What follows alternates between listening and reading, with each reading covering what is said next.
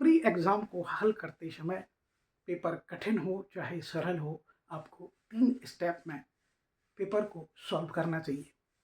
पहले स्टेप में आपको उन या पहली रीडिंग में आपको उन प्रश्नों को हल करना चाहिए जो आपसे सरल सहज ढंग से बन रहे हैं। लेकिन हाँ, अभी भी गोले आपको नहीं भरने हैं। गोले आपको तीसरी रीडिंग के बाद बचे हुए 45 मिनट में और 50 मिनट में ही भरने हैं।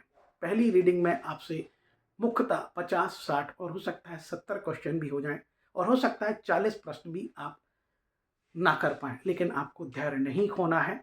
दूसरी रीडिंग लेनी है पेपर की धैर्य से, पेशेंस से, और उसके समय आपकी हार्ट बीट थोड़ी सही भी हो जाएगी, आपकी नियमित हो जाएगी, आपका कॉन्फिडेंस भी बढ़ेगा। इसलिए कहते हैं कि जहाँ तक दिखाई दे पहले वहाँ जाना चाहिए, तब आगे जाके गंतव्य में, लक्ष्य में आगे का मार्ग भी दिखाई देता है। तब आपको दूसरी रीडिंग लेनी चाहिए और दूसरी रीडिंग में वो 50-50 वाले प्रश्न जो हमने छोड़े थे कि इनमें से 2 विकल्प तो कैंसिल हो गए, लेकिन 2 में से कोई आंसर होगा, तब आपको उन 2 विकल्प वाले प्रश्नों पर अपना निर्णय लेना है और एक अंतिम निर्णय पर पहुंचना है। तीसरी रीडिंग जो आखिरी रीडिंग होगी, और उस समय तक 1 घंटा हो चुका होगा, आप 60 से 70, 80 प्रश्नों तक, 90 प्रश्नों तक पहुंच चुके होंगे, और जहां पर आपको केवल 10, 12, 15 प्रश्न नहीं बच रहे होंगे, तब आपको तीसरी रीडिंग लेते समय अंतिम निर्णय लेना होगा। और उस अंतिम निर्णय में जहां आपको प्रश्नों का कोई उत्तर नहीं मिल रहा होगा, वहां हमने तुक्कों के साइंस की भी बात की है, तो वहां आपको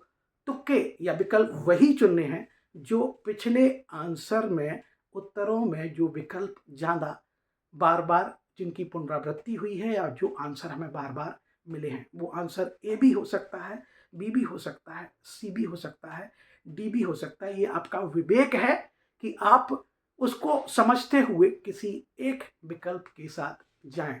आपको जितने भी आंसर नहीं बन रहे उनमें किसी एक विकल्प के साथ आप जाएं और तीसरी रीडिंग में आप अपने पेपर को कंप्लीट करें और कम से कम 45 से 50 मिनट आप अपने गोलों को भरने के लिए भी रखें। एक कंडीशन और हो सकती है कि 2 रीडिंग लेने के बाद आप अपने जितने भी प्रश्न आपसे बने हैं 60, 70, 80, उनको आप गोले भर लें। बाकी के प्रश्न जो भी हैं, 15 हैं, 20 हैं, 10 हैं, उन प्रश्नों पर अंतिम निर्णय आप हमारे तुक्कों के विज्ञान के अनुसार ले सकते हैं। वो तुक्कों का विज्ञान यही है कि सबसे पहले तो उस विकल्प को प्राथमिकता दी जाए जो सबसे ज्यादा बार उत्तर में आया है, और वो विकल्प कुछ भी हो सकता है। अपने बुद्धि विवेक का इस्तेमाल करें, हम बार बार कह रहे हैं, अपनी बुद्धि विवेक का इस्तेमाल करें। और उसके बाद एमपीपीएससी में हमेशा कोई ना कोई आंसर में एक विकल्प ब्रैकेट के साथ होता है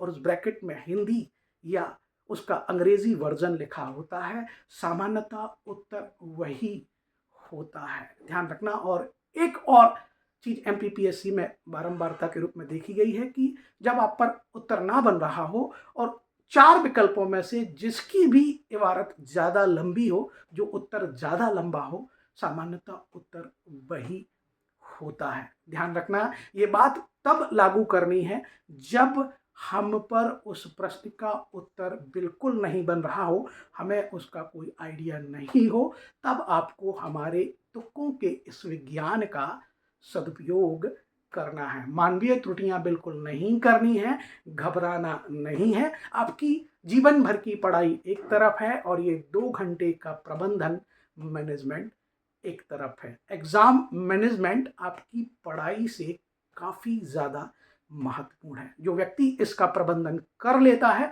वो प्री एग्जाम निकाल ले जाता है और उसकी आगे की यात्रा सरल और सहज हो जाती है। जो व्यक्ति पढ़ता बहुत है लेकिन घबरा जाता है, धैर्य नहीं रख पाता है, वो व्यक्ति एग्जाम का प्रबंधन भी नहीं कर पाता है और ज्यादा आने के बावजूद भी वह फेल हो जाता है। मैंने बहुत देखा इस यात्रा में कि सामान्य या कम जानने वाले अपने मस्त मौला स्वभाव से, अपने कूल माइंड से एग्ज़ाम को, प्री एग्ज़ाम को पास कर जाते हैं, जबकि खूब पढ़ने वाले लेकिन घबरा जाने वाले, धैर्य खो देने वाले, पेशेंस खो देने वाले व्यक्ति, खूब पढ़ने वाले एग्ज़ाम का प्रबंधन नहीं कर पाते और वो इस एग्ज़ाम को पास नहीं कर पाते और उनका मुख्य परीक्षा का ज्ञान उनका रखा रह जाता है।